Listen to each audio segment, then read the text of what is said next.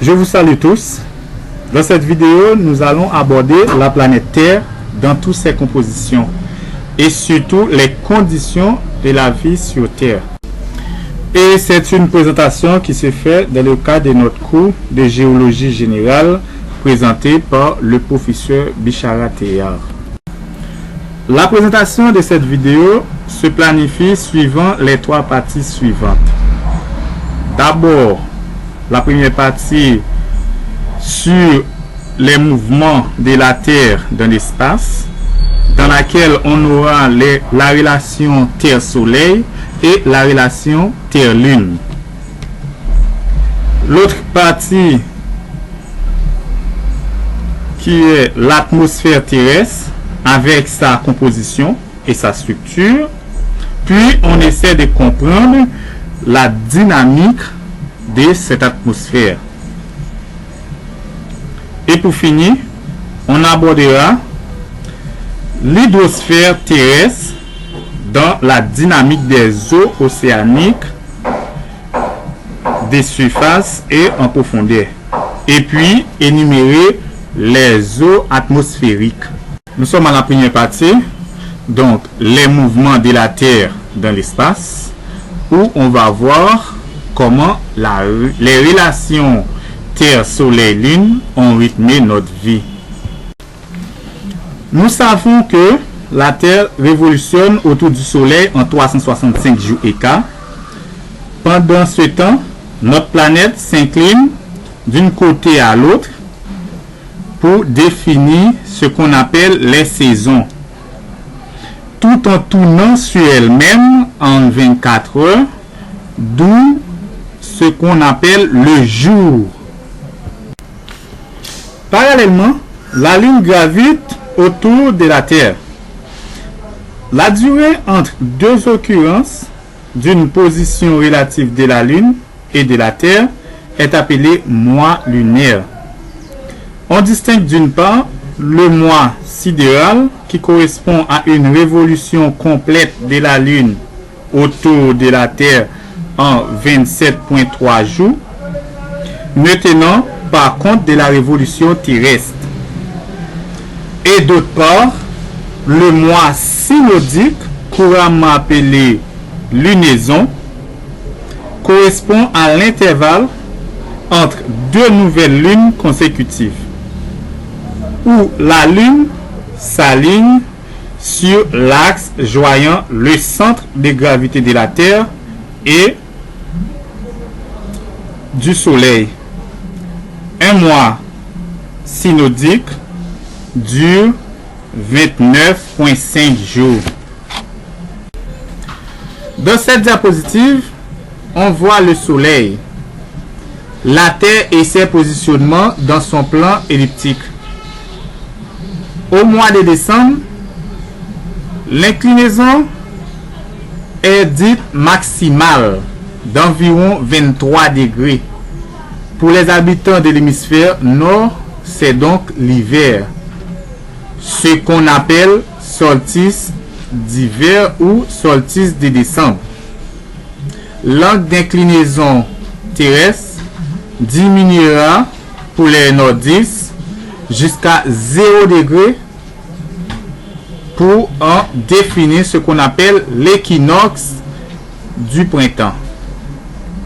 Ainsi de suite, les deux solstices et équinoxes définissent les 4 saisons.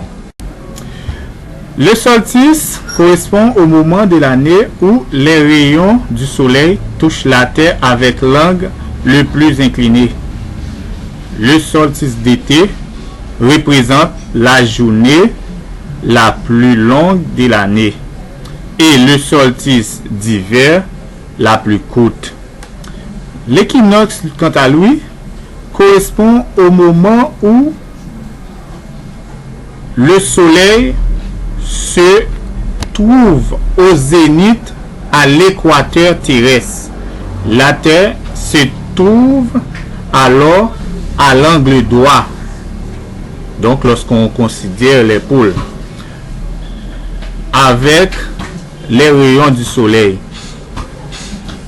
Le jour et la nuit ont alors la même durée. Ainsi, les solstices et les équinoxes définissent les saisons printemps, été, automne et l'hiver. La gravité de la Lune est d'environ 1/6 de celle de la Terre et attire l'eau des océans. Cette montée des eaux forme une marée haute. Les marées d'équinoxe sont maximales à la nouvelle et à la pleine lune, c'est-à-dire lorsque le soleil et la lune sont alliés. Les marées consistent en la montée et la descente de la mer de plusieurs mètres 2 fois par jour.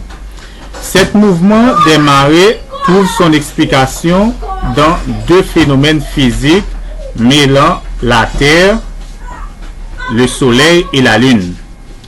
D'un côté, la force centrifuge qui s'exerce sur la Terre du fait de sa rotation, dont l'intensité est constante.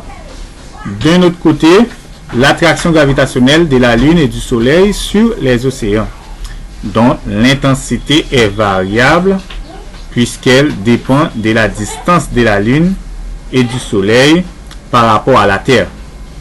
C'est le résultat de ces 2 forces qui va provoquer le mouvement des océans.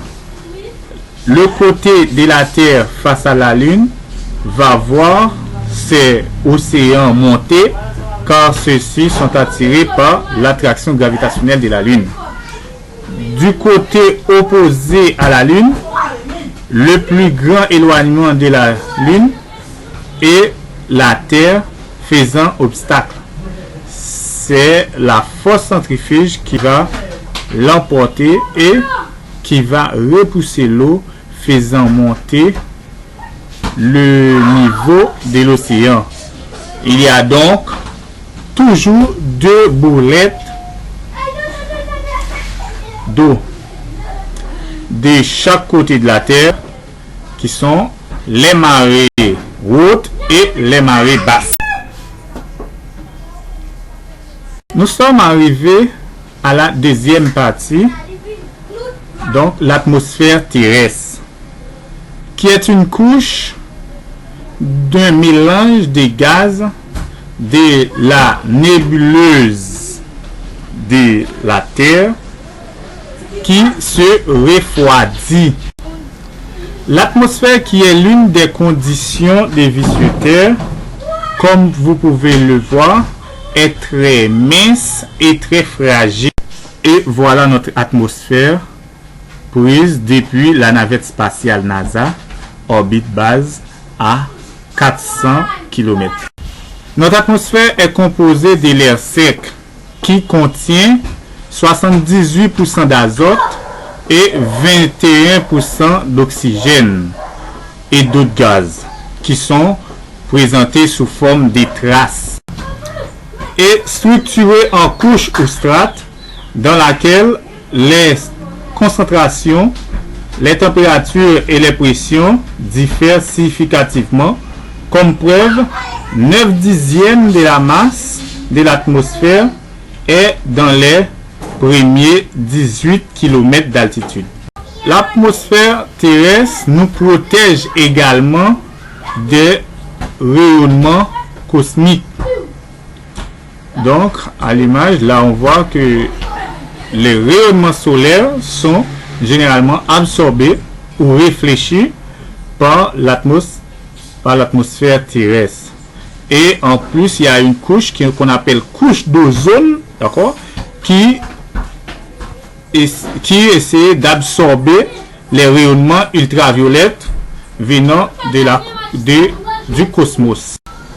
La radiation solaire constitue la quasi-totalité de l'énergie reçue par l'atmosphère.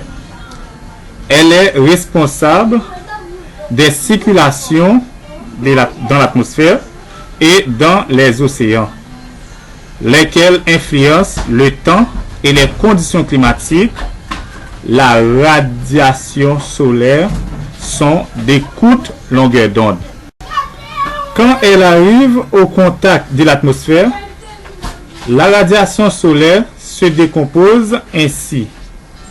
Une partie arrive directement à la surface du globe, un fort pourcentage absorbé par les océans, l'autre par les continents.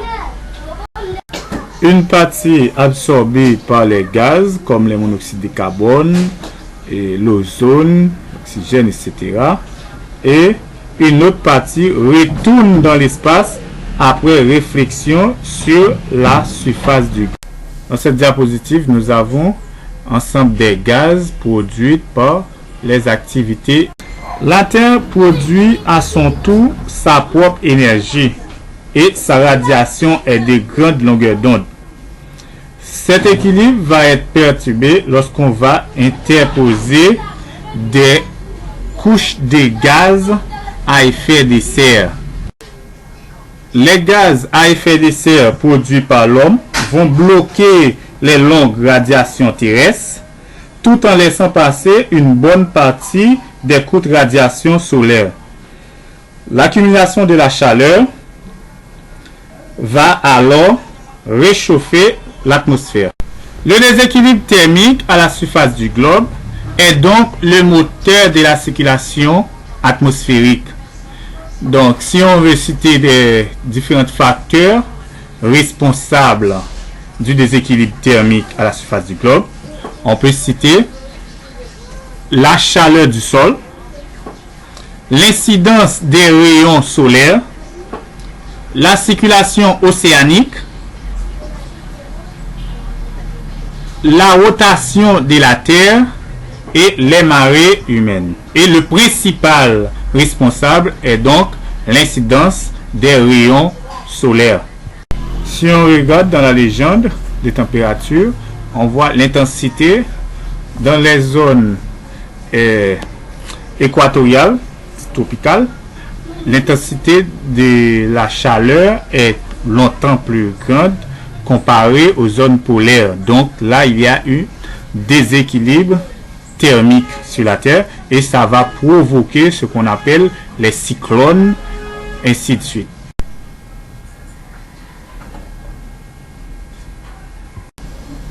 Comment forment les cellules de convection atmosphérique?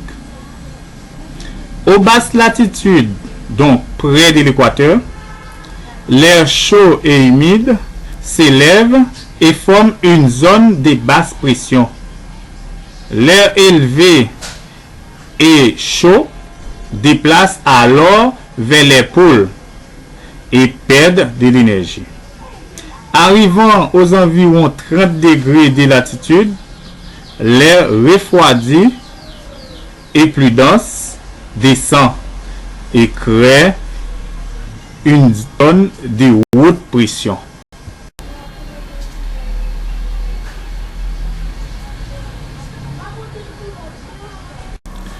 Maintenant, prenons l'influence de la rotation de la Terre. La rotation de la Terre se traduit par ce qu'on appelle les forces de Coriolis. Les forces de Coriolis dévient les masses allant vers le nord ou vers le sud, vers la droite. Donc, les cellules s'arrêtent à 30 degrés de latitude. Ainsi se forment les cellules de Hadley, cellules de Ferrel et les cellules polaires, ainsi que les alizés.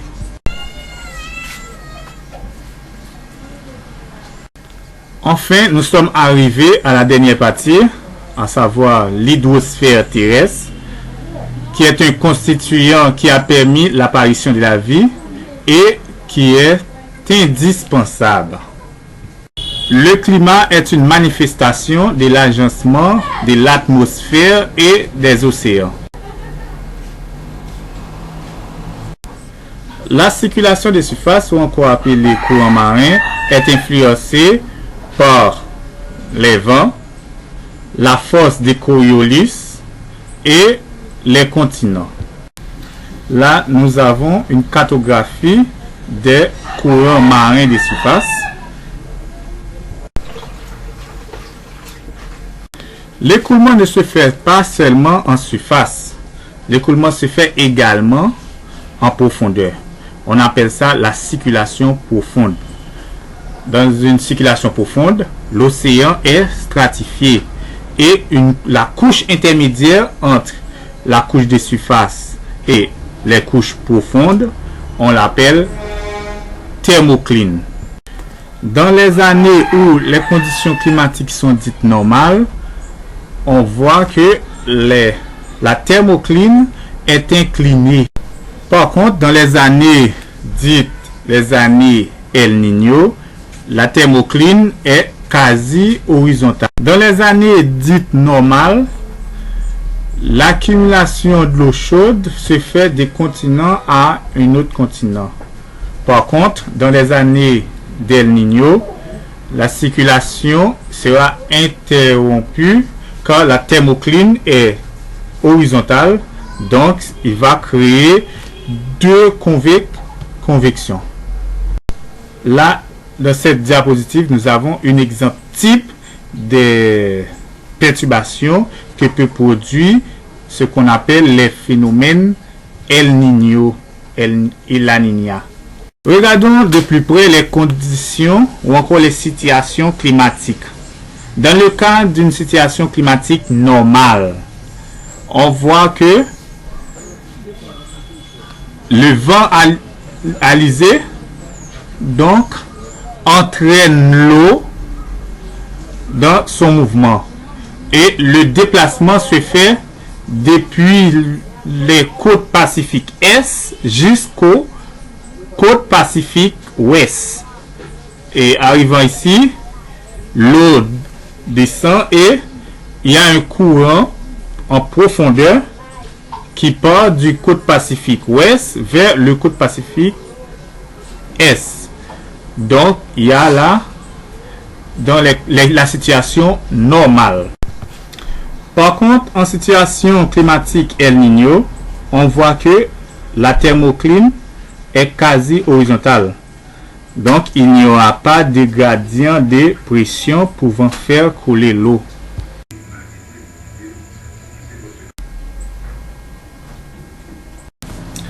Toutes les nuages dans l'atmosphère ne sont pas destinés à produire des précipitations.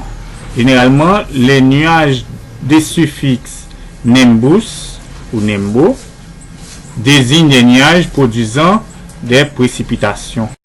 Les cirrus, cirrocumulus et les cirrostratus localisent entre 5 et 13 km d'altitude sous nos latitudes, constituent des cristaux de glace. Les altocumulus et les altostratus 2 à 7 km d'altitude, ils sont constitués essentiellement de gouttelettes d'eau. Les stratocumulus et les stratus sont des nuages de très basse altitude. Ces nuages, les nimbostratus, cumulus et cumulonimbus, sont des nuages à développement vertical, donc ils peuvent occuper plusieurs étages en même temps. Les cumulonimbus sont le siège des forts mouvements convectifs qui homogénéisent la troposphère. Par contre, les cirrus sont souvent issus du sommet de ces tours convectifs qu'on vient de parler, qui plafonnent à la tropopause. Nous sommes arrivés à la fin de cette longue présentation. Nous attendons vos questions et commentaires. Merci pour votre attention.